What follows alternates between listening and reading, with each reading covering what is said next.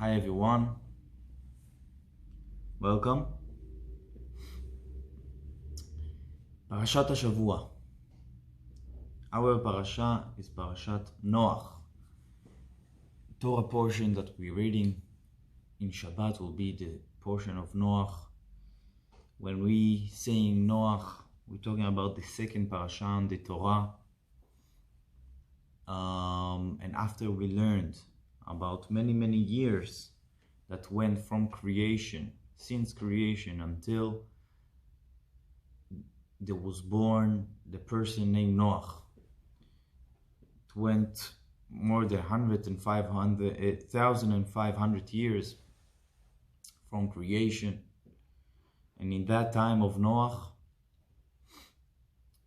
the world was corrupted, the people were corrupted, and they were so corrupted without any ethics. They didn't know how to live between each other, how not to steal, how to be a good person, how to stay with your wife, not to mix the life with other people. And they were so corrupted, they influenced the animals, all the living thing on the world were corrupted. I will just mention, by the way, how come the world came to such a situation. So there is few explanations. One of them is that in that time the world was not as we know it. The world was only one season, always spring, always sunny and shiny and nice weather, and the ground was much better. They worked a little, and they immediately they saw the fruit and everything, the vegetables, everything that they grow, all the growth came very fast and very nicely, and their life was very simple, very easy to live. First of all, that's why they lived for so many years. Second of all, they had nothing to do. They lived good life, and they were so much with their filled with themselves, with goodness, and this was one of the incomes. They didn't know how to live, and they were so corrupted. As I said, they influenced the animals. The fish maybe was not included.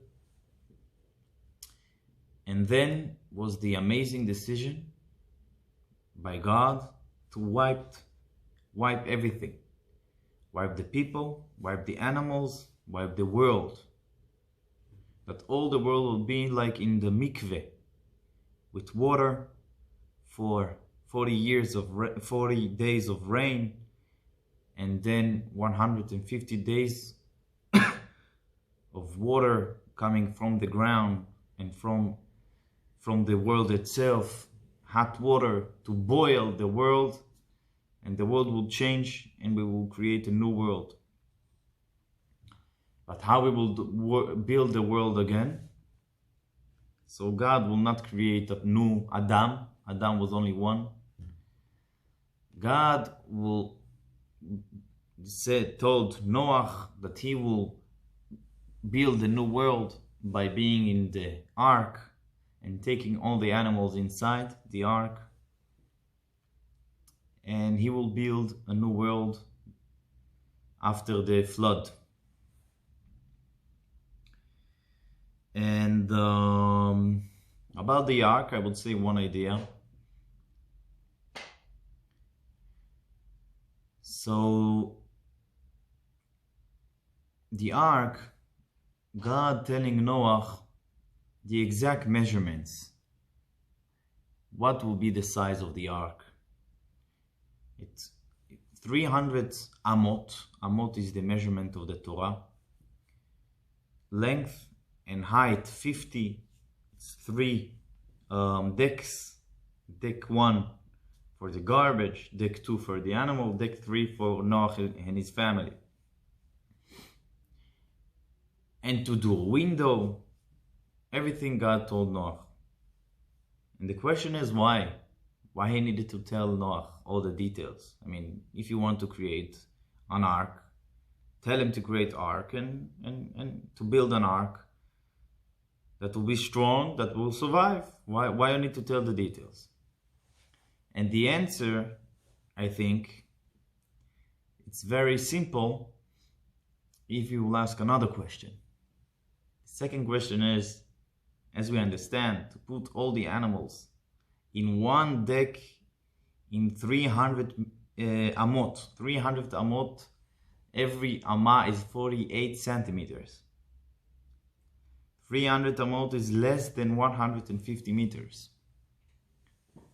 How many animals you can put in that deck? If you're talking about 2 animals from every kind, not many. If you're talking about 2 elephants, 2 giraffes, 2 lions, and 7 cows, because from the kosher animal came 7. There is no place so much. Even if Noach will build the 10 arks or 20 arks, it's not enough. So obviously, Noach was not able to build a place for all the animals. So miracle was there. Miracle of space. There was space inside. Enough place to all the animals. But so that's why God told Noach the exact measurements. That if you want to reach the blessing that God will put in the ark, you need to do exactly what God said. All the details. Because blessing not coming like that. Miracles not coming in a second. Miracles coming if you're doing exactly what God said. So God told him a kind of measurement that this is the exact thing that you need to do in order to get this miracle of God that will be placed for all the animals. So after all the animals coming, Noach taking them inside, as I said, a couple, male and female from regular animal, and 7 animals from kosher animals, and chickens and birds and snake and all kinds of living things. And they inside the ark for 1 year and 10 days. They're inside the ark. And after that, Noach sending the raven. He doesn't want to go. So Noach sending the dove. And the dove coming back, and then he waits, sending again the dove. And the dove coming with olives leaf. And after that, Noach understand that the water starts going away. After that, Noach sending again the dove not coming back. So Noach wait again, waiting that God will tell him to go out. God told him to go in. So he cannot go out. You need to wait. So he waiting until God telling him the word is ready, you can go out. So he's going out.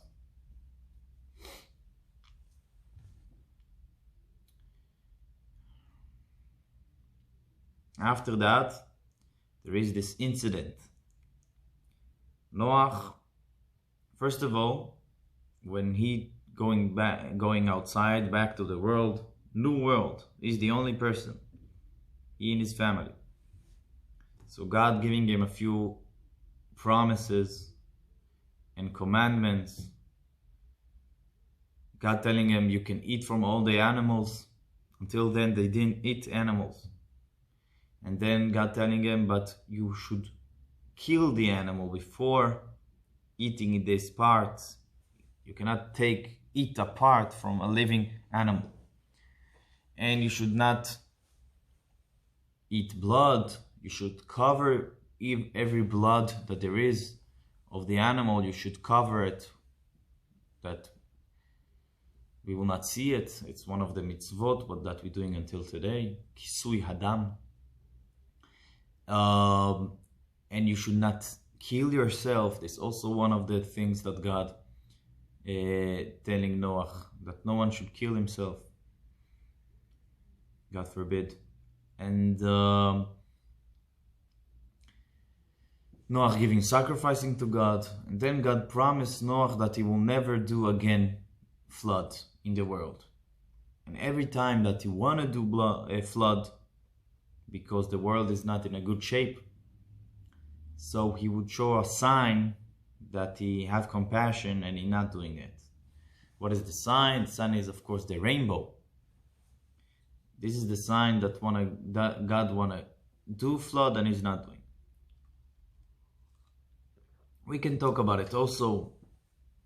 How come the rainbow is a sign after 1,600 years from creation? God created the rainbow. Probably the rainbow was before, because it's a natural thing that happens. So we can talk about it maybe later. After that, Noah start growing grapes, trees. Start working in the field. The Torah describes Noah as Ish Adama, man of the earth, man of a working man. And then after he growing this garden of grapes, he's doing some wine.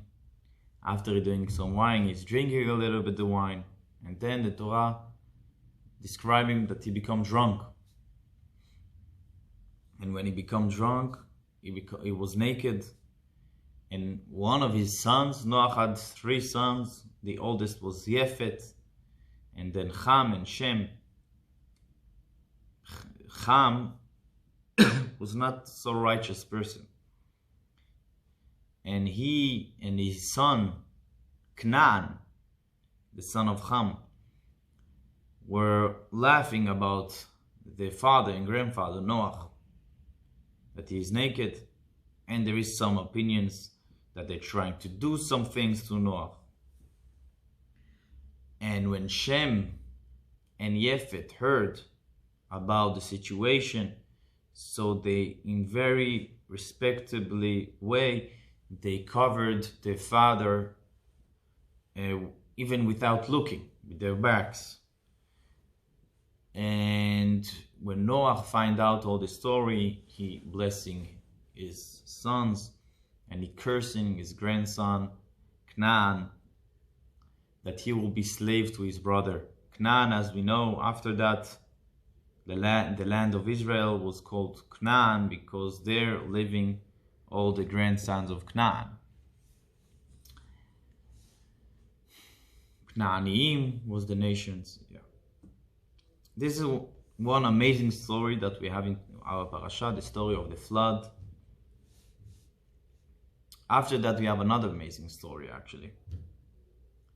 That also in that story, we find a lot of opinions to understand what was the situation there exactly. The second story is about the land of Bavel. Bavel in Hebrew, it's similar to the word bilbul.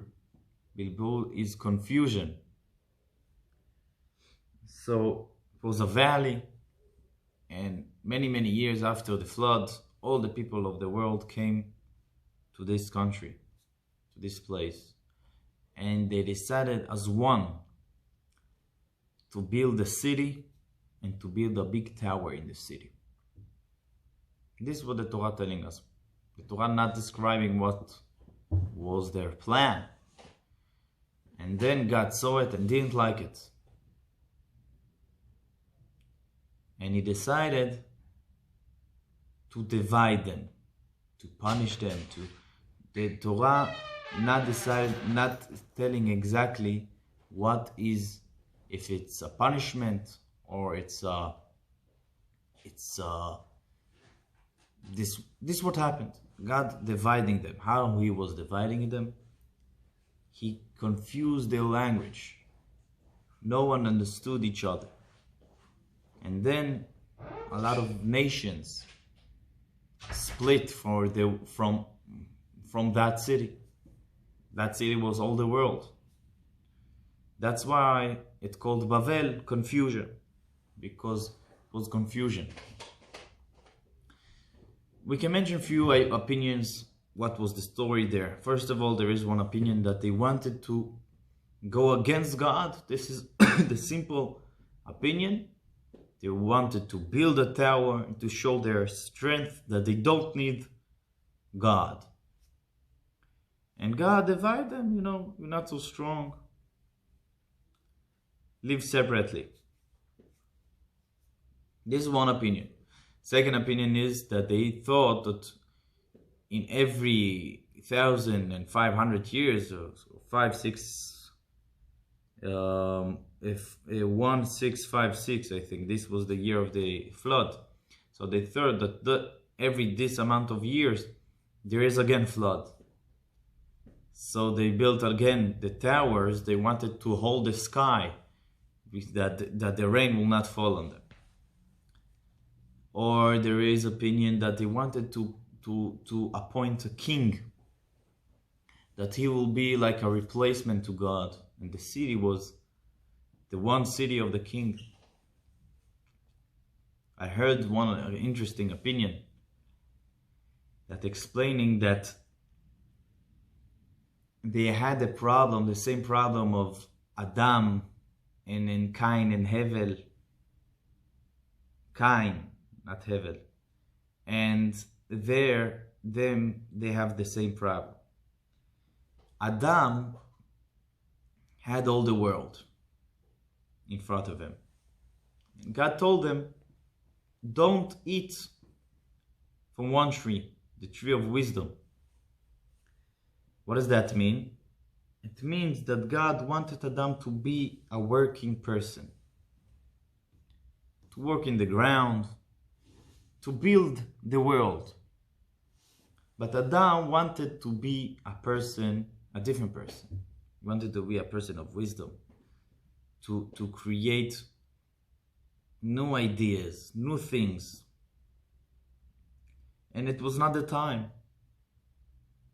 God wanted to build the new world, not to find new ideas, to build the world. This was the explanation. And the same thing with Cain and Hevel, I will not go into it. And the same thing with them. They want to build a political city, to have one city with political idealism and ideas, and to create new things. And when you're creating new things, you need to find new words to the things that you're creating, because it's a new thing. So that was what God did. He did an argument of every new word. This is the confusion in the language. They didn't agree about the new ideas that they had. And it didn't hold. That was what happened. Because in that time, God wanted that they will build the world, work in the fields, work with the animals, work with the trees, to build the new world. And they seeking for something else. They were seeking for building themselves, to be a philosopher, not to be a man of the world. This is one explanation that I found, but this is in general story of our parasha. We can find a lot of details and a lot of interesting ideas in our parasha.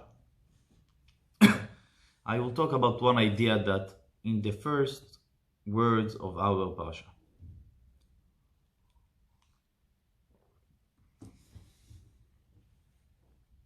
I would say, by the way, general thing. The Torah is book is a book that was written few thousand years ago in Hebrew. This is a simple thing that everybody understands. The Torah in English, it's translation. So there is a few kinds of translation, of course. There is a lot of kinds. But I mean the famous translation that was not by Jews, is a translation. It's not a correct one. A lot of mistakes coming from the translation.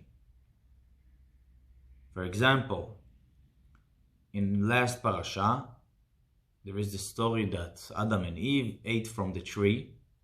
What was the tree? In the Torah it doesn't say what kind of tree it was. In the Talmud there is few opinions. But in the common translation, it's an apple. Why? It's a mistake. Because in old Greek, or I don't know, it's a similar word to a tree, to an apple. It means a lot of mistakes came through the translation. But even without the translation, as we all know, languages are changing, always. And we don't have any example for a language that we're using today and we used 3,000 years ago. But even so, we can find amazing changes between books that were written in English a few hundred years ago. If you will open the books, you almost will not understand what he's trying to say, even though it's the same language. Why? Because languages are changing, developing. What I'm trying to say. If we're talking about the Torah, it's a book. If you want to explain what is written in the book, how we can explain? How we can explain and saying that this is right explanation?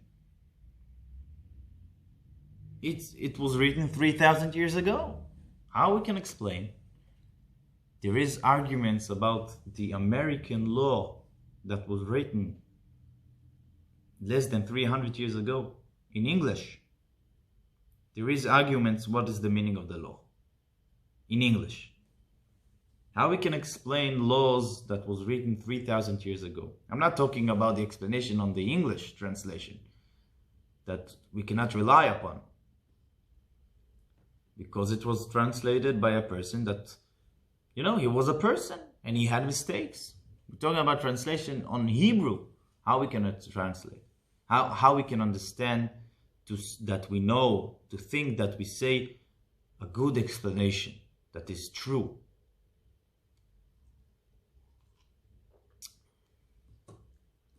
True not necessarily means that there is one explanation, because there is books that the author meant for a lot of explanations. He meant maybe that there is a simple one and there is more. This is how the Torah works. But how we know that this is true? Maybe it's not true explanation. So the point is, and it's very important thing about all the Torah and all the Jewish way of learning.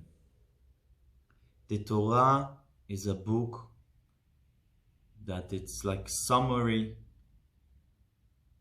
of talk that was by mouth. Torah is not all the story. The written Torah, it's something that we got from Moshe, and he gave the book for the people, to the people. They opened the book, and the book is not complete. We can all open the book of Torah, and almost every story you can ask, I don't understand why it happened like that, what he meant when he said like that. You cannot it's not a complete story. And there is a reason why it's like that. Because the Torah that Moshe gave to the Jewish people have two sides. Have the side, the written side, and have the oral side. That he said, he explained what he meant. And this is the uniqueness of Torah. That we cannot learn Torah without the traditional explanation. This is why the traditional explanation in Torah is so important. It's not explanation that a person took a book that was written 3,000 years ago and he said right now how he understood the book. How you can know? How you can know? You cannot understand, say explanation. You can say explanation, it will not be true, not unnecessarily true, because it happened so many years ago. And there is today so many explanation on translation of the Torah. What power have this explanation? I saying explanation about book that I read the translation of book that was written 3,000 years ago. It will be maybe nice explanation, but it will probably not be true, because how you can say explanation about book that was written so many years ago? But this is the power of traditional explanation, because Moshe gave the book, and for sure he explained what's going on there. Why? Because it's not complete. I can give hundreds of examples. I can say a few now. The Torah said that we need to lishchot, that we need to kill the animal in a certain way, in order that it will be kosher. Shchita, we all know shchita. How we doing shchita? The Torah doesn't explain, doesn't try to explain. Moshe explained. The Torah said to put tefillin. The Torah not saying how it would look like the tefillin. The Torah not explain how to put them. The Torah not saying anything. Everybody agrees that tefillin is black and something like that we put here. Torah doesn't say any of this. The Torah doesn't explain how to do circumcision. A lot of things. This is all what I'm trying to say is give us the understanding and what is the power of traditional explanation. Traditional explanation means that this is explanation that we got mouth said to another mouth, to their father to the children, rabbis to the students, explaining tradition, what they got from their rabbis, what Moshe explained. It doesn't mean that there is only one explanation. Because Moshe gave us the tools how to create new explanations. Or what could be the terms of new explanation. And we will not go into it. But whoever that didn't got the tools, didn't got the power, cannot say new explanation on Torah.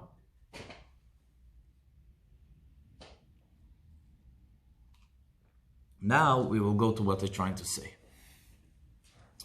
The Torah telling us in the beginning of the Parashat, these are the story of Noach, what happened in his life, Toldot Noach. Noach ish tzaddik tamim haya b'dorotav. Noach was righteous, perfect.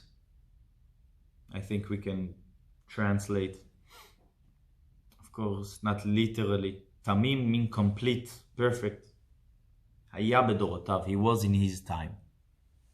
And it's amazing, because Noach is the only person that the Torah, when the Torah mentioning the name of the person, the Torah describing how perfect and righteous he is, there is no such a thing in all the history of the Torah. In general, the Torah doesn't judge. The Torah not telling that Pharaoh was bad, or the snake was bad, or Avraham was tzaddik, or Yitzchak, Yaakov was righteous, or Adam was good, Moshe was good. The Torah not judging. The Torah telling the story. We need to judge when we read the story. But about Noach, the Torah telling the judgment, the situation. The situation was that Noah, he was tzaddik, and the Torah telling it twice. The question is why? This is one question. Second question is,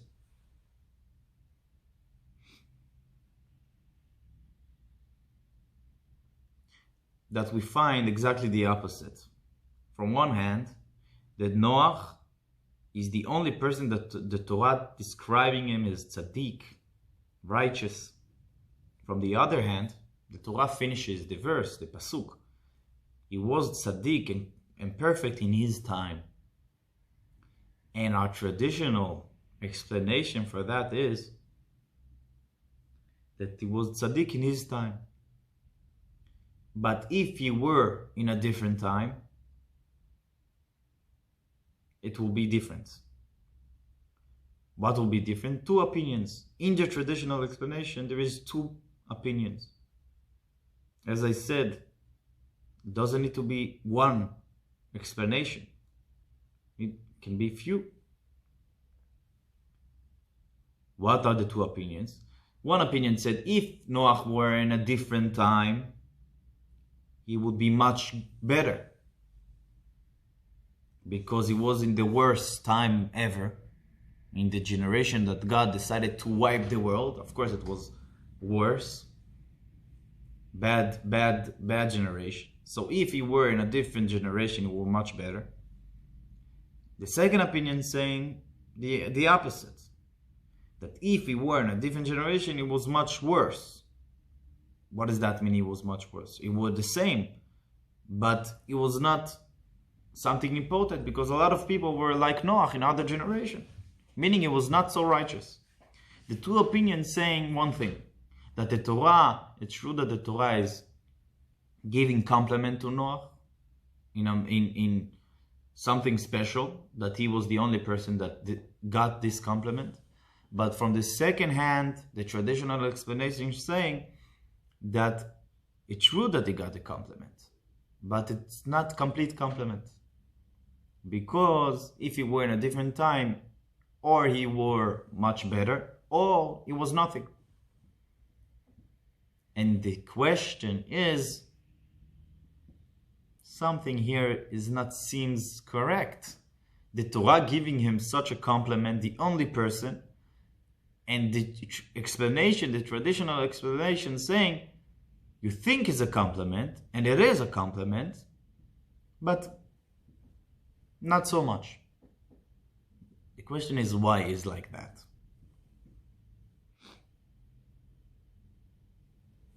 And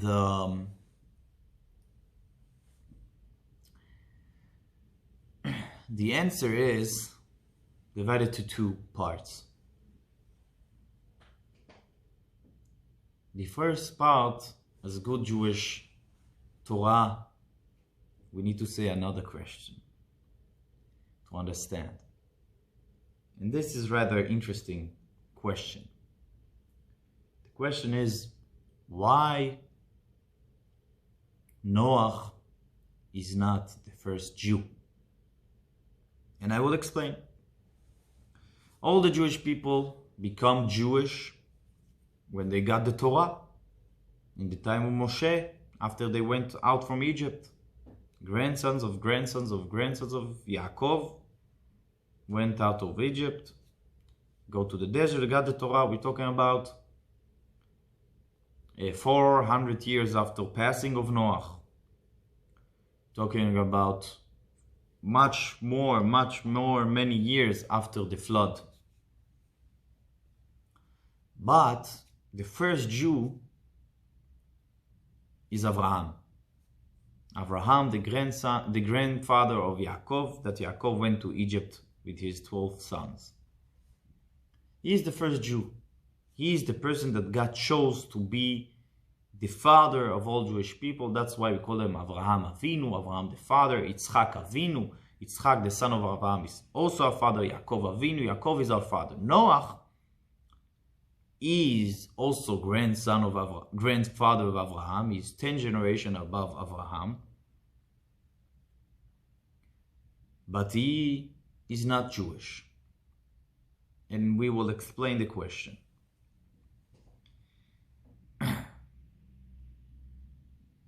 Abraham is the first Jew because he was righteous and God chose him to create the nation. God chose Noah also to create the world, to build a new world after the flood. And the Torah is saying that he was righteous, he was tzaddik. And he built the new world. Not only that, Noah learned Torah as Abraham. Before giving the Torah, they knew Torah.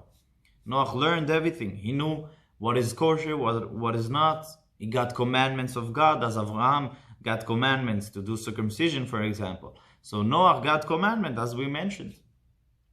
Not only that, Abraham himself learned by yeshiva, in the study place of Shem, the son of Noah, or even by Noah himself, because they were in the same time for 58 years.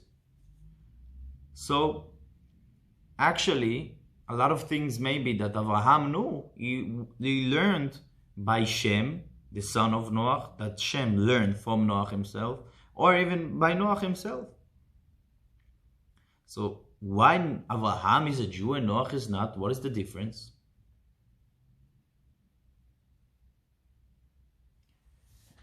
So the answer is, what is the main difference, obvious difference that we find between Abraham and Noah? We can all imagine, if we learned a little bit the Torah, we know the stories, we can imagine what will be if God will come, reveal himself to Abraham, our father, and he will tell Abraham, listen, Abraham, I love you very much, and I want to create a new world. I will bring flood to all the world. You will build an ark, you will go inside, and the world will be created from you again. Imagine that God telling this to Abraham. Abraham will tell God, we all understand that Abraham will tell God, no way, not in my watch. You will not agree to that. You will not build an ark. You will argue. You will do everything that he can, that he will not be the person that helps God to destroy the world and to bring a new world. How we know that? So first of all, God told Abraham that he's going to destroy another city, not connected to Abraham. Sin city of that time, worst city ever. And he's going to destroy it. He told Abraham. What Abraham did? Beginning to argue.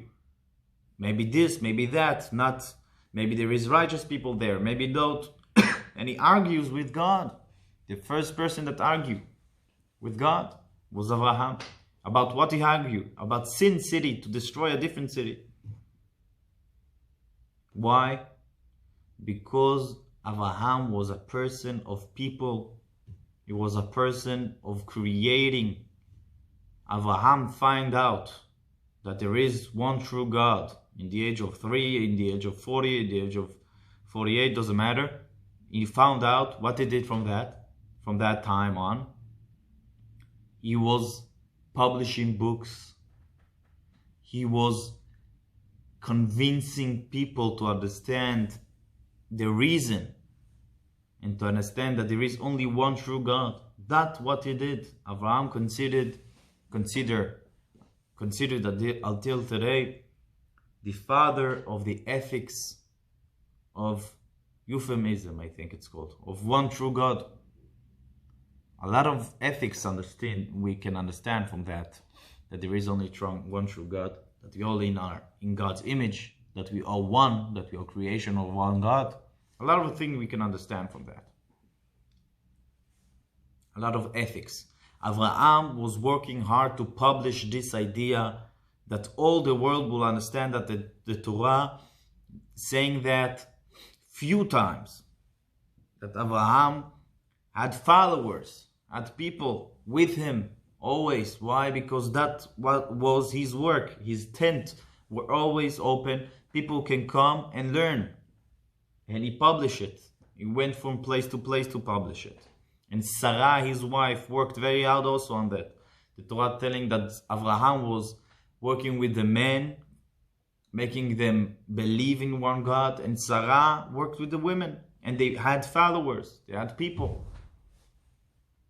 Many, thousands of, and as the tradition said, Noah heard that God going to destroy the world, and he will build a new world. What he said to God, no problem. We don't know what he exactly said, but he didn't argue. He just did what God told him.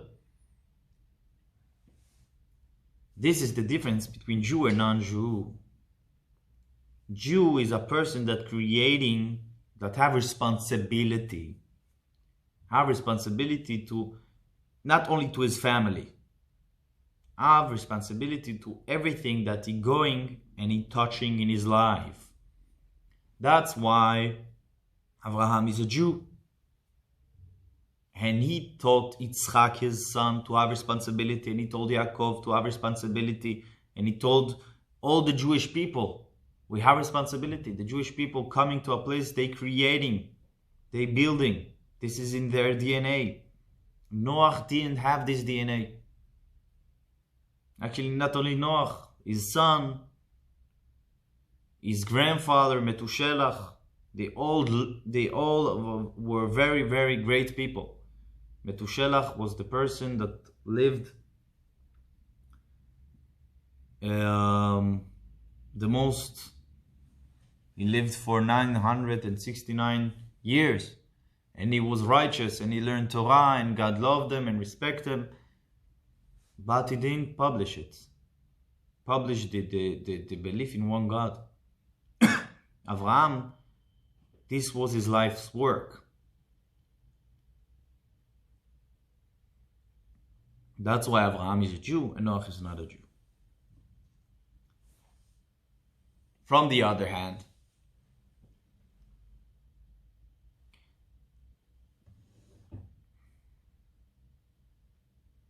Noach is the only person that the Torah giving him such a compliment when the Torah describing Noach. This is the reason. Noach was a regular person. Maybe not regular, of course. He talked with God. He was righteous. He's the person that all civilization came from.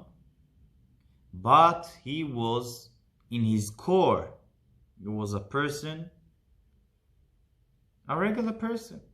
He didn't feel that he can change the world. This was Abraham's thing. It was a Jewish thing. Noach was not there to change the world. He was there to be safe, to be strong in his life. And because he was a regular person, this is the reason that God coming to Noach and telling him, Noach, you are righteous. You are perfect. Why? Because this itself giving a person the power to feel that he have the strength. There is a story that I heard lately that one Jewish guy did a very big business deal and he got a lot of cash in his bag, going outside from the hotel that they did the business meeting. And few guys, a little bit drunk, coming to him and telling him, bring everything you got. And he was very, very confused. From 5 minutes ago, he felt in the top of the world, that he did the deal of his life. From the other hand, now he was terrified because they were seriously threatening him.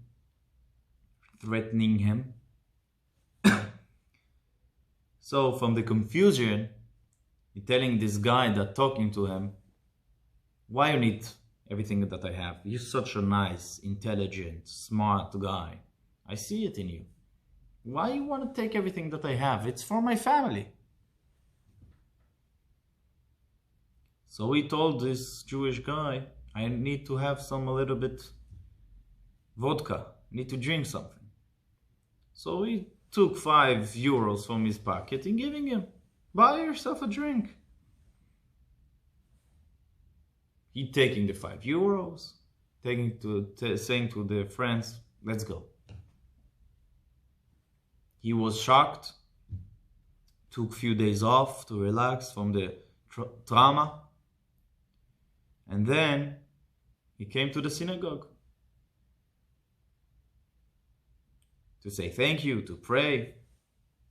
Coming to the synagogue, when he's coming with his car to the synagogue, he starts recognize a face that's standing in the garden of the synagogue, outside.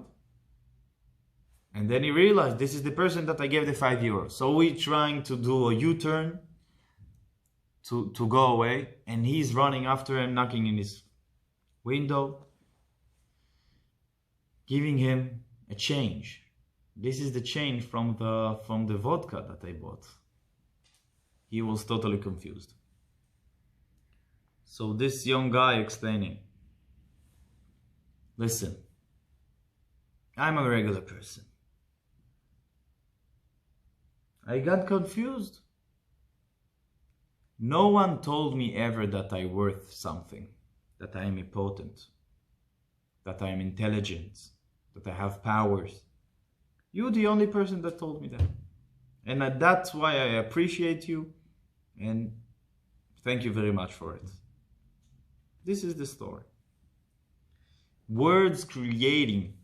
Words is not only to be nice, not only to be polite, it's not only to feel comfortable. Words creating something.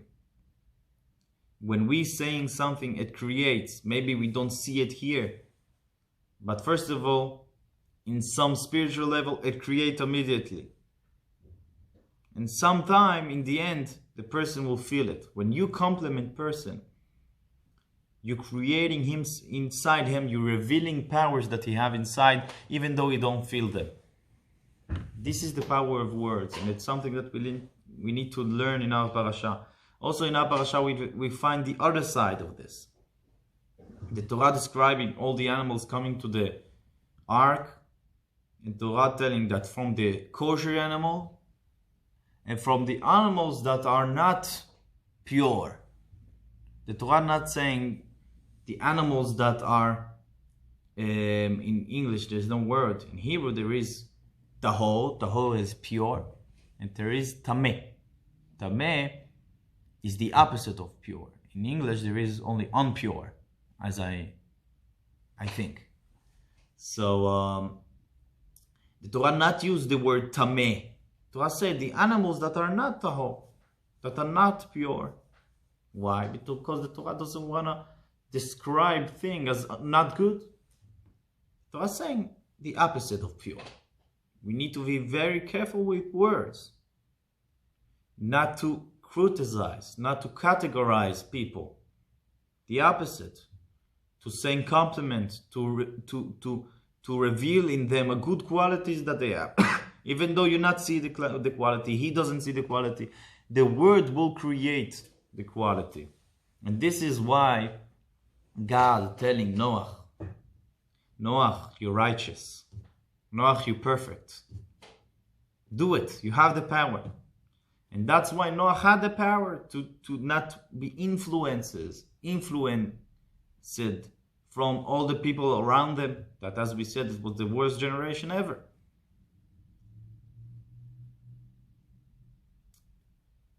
But after the Mabul, after the flood, he's going outside, he's becoming drunk.